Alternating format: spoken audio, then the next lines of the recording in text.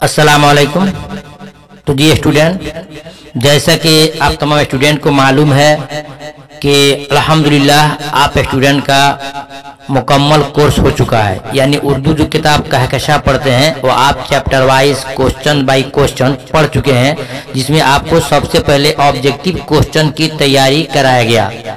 उसके बाद नंबर 2 में आपको सब्जेक्टिव क्वेश्चन भी तैयार करा दिया गया। लेकिन अब इम्तिहान सामने है, आपको उन चीज़ों को ज़्यादा ध्यान देना होगा जो आपके लिए बहुत ही ज़रूरी है। जी स्टूडेंट, आपने सही सुना है, हमारे पास 5 साल पहले के क्वेश्चन हैं। अभी सेंटअप का भी क्वेश्चन मेरे पास सामने है, उसको देख रहे हैं, जिसमें बहुत ज़्यादा वो आपके अफसानों के खुलासे मांगते हैं, आपके अफसानों के तलखीस मांगते हैं, आपके अफसाने के मरकजी ख्याल मांगते हैं। इसलिए इस बात पर हमने तय किया है इंशाअल्लाह आप तमाम स्टूडेंट को, खास तौर से वो स्टूडेंट जो मेरे ग्रुप से जुड़े हैं, उनको आज से मैं इंशाअल्लाह अफसाने के वीडियो दूंगा, जिसमें उनके सिर्फ खुलासे होंगे। और खुलासे आपको याद करना बहुत जरूरी है। और खुलासे का मतलब ये होता है कि उस चैप्टर का मतलब क्या है, आपको अपनी जुबान में, अपनी भाषा में, अपनी लैंग्वेज में उसको लिख देना है। जो मैं आपको दे रहा हूँ ये तो आप पढ़ लेंगे, मैं भी पढ़ा दूंगा, लेकिन इसका निचोड़ क्या निकलता है आपको अपने स्तर से, अपने तरीके से, अपने कॉपी में नोट करना होगा। तो आइए वीडियो को शुरू करते हैं। और जो स्टूडेंट नए हैं और वो चाहते हैं कि बिल्कुल शुरू से तैयारी करें, तो आप मुझसे कांटेक्ट करके बिल्कुल वीडियो को शुरू से ले सकते हैं। तो आइए शुरू करते हैं, देखते हैं आज क्या पढ़ना है। जो स्टूडेंट, आज आप पढ़ेंगे अफसाना प्रॉमिस की तलखीस। अफसाना प्रॉमिस की तलखीस पेश करना है। देखिए यहाँ लिखा है तलखीस पेश कीजिए, आगे लिखा है या प्रॉमिस का खुलासा लिखिए। तलखीस और खुलासा दोनों एक ही को कहते हैं। मतलब है कि इस सबक का आप निचोड़ क्या जानते हैं, आप अपनी जुबान में लिखिए। आपको ध्यान से सुनना होगा, जब आप सुनेंगे इंशाअल्लाह आप आसानी से लिख सकते हैं। तो देखिए जवाब लिखेंगे कि अफसाना प्रॉमिस जिलानी बानो का अफसाना है। किसका है? अफसाना प्रॉमिस। प्रॉमिस माना आप जानते हो कि वादा, यानी माँ बेटे में क्या वादा होता है, इस कहानी को इसके अंदर जिक्र किया गया। तो आप ऐसे लिखेंगे कि अफसाना प्रॉमिस जिलानी बानो का अफसाना है। इस अफसाने का मरकजी किरदार माँ है।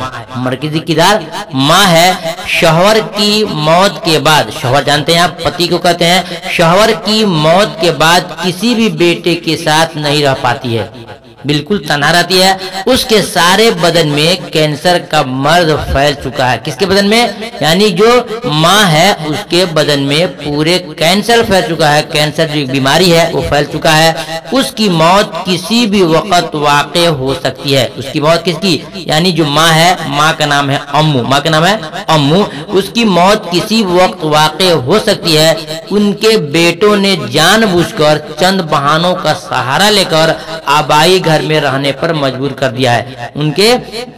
उनके बेटों ने जानबूझकर चंद बहानों का सहारा लेकर आबाई घर में रहने पर मजबूर कर दिया है। वह अपनी जिस्मानी तकलीफ को सहती हुई अपने दिल दर्द को भी झेलती रहती है। उसकी कोई परवाह नहीं करता है।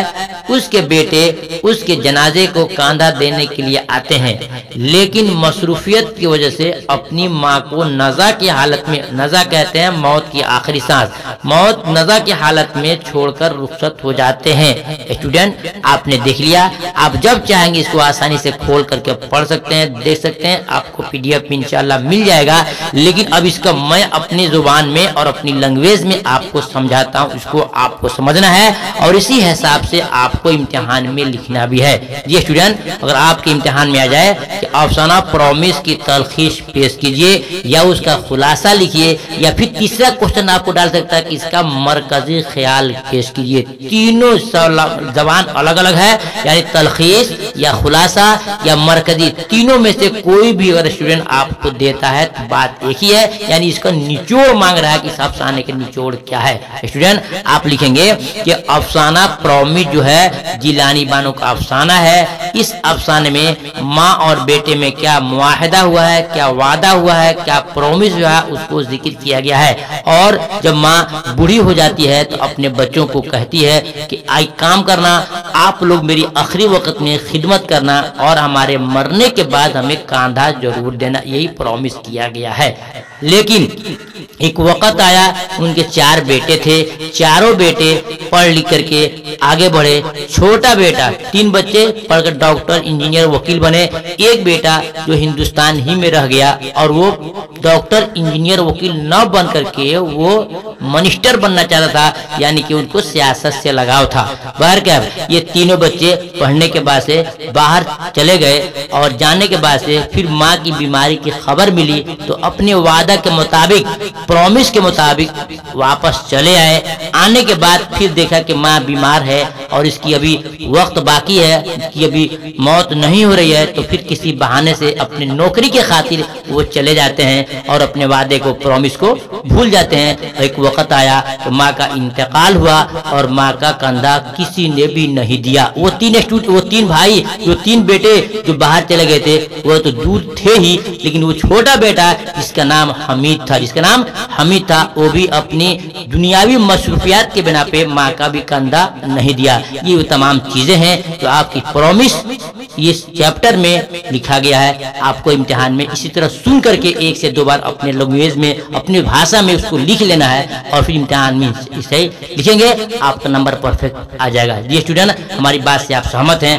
हमारे समझाने से आप खुश हैं, तो आपसे मैं यही कहूँगा कि वीडियो को एक लाइक कर देना और दोस्तों में शेयर करना ताकि उनको भी इसकी खबर हो जाए। फिर मिलते हैं दूसरी वीडियो में दूसरा चैप्टर और दूसरे चैप्टर का खुलासा करके। तब तक इजाजत दीजिए। खुदा हाफिज। अस्सलाम वालेकुम।